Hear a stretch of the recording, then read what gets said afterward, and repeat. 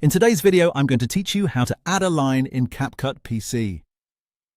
If you need a clean dividing line, a simple graphic stroke, or a stylish accent line overlay to help organize your on-screen layout, CapCut PC gives you a very easy way to do it. In this walkthrough, I'll show you exactly where to find the line graphic, how to place it in your timeline, and how to adjust it so it fits your design.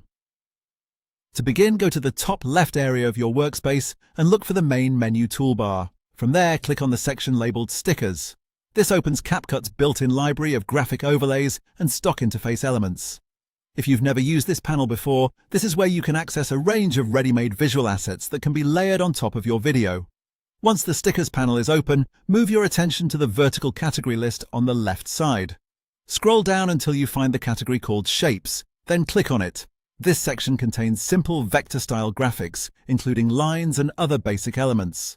If you want a faster method, you can also click into the search bar at the top and type the word line. Either way works, so just use whichever feels more convenient for you. After that, look through the available presets and click on the clean, straight line thumbnail. Now it's time to place the line into your project. Click and hold that line thumbnail, then drag it down into your timeline. Drop it onto an empty track above your main background video clip.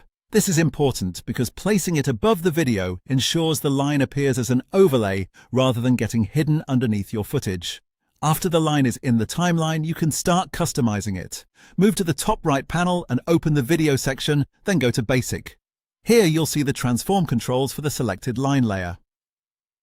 First, uncheck the Keep Proportions box. This gives you more control over the shape. Then adjust the scale width slider by dragging it to the right to make the line longer. This is especially useful when you want the line to stretch across a large portion of the screen. If you want to change the direction of the line, use the rotate control just below. You can turn it into a vertical divider, angle it diagonally for a more dynamic look, or keep it horizontal for a classic layout. With just a few quick adjustments in the Stickers panel, the Shapes category, the timeline, and the top right sizing controls, your line overlay is ready to go.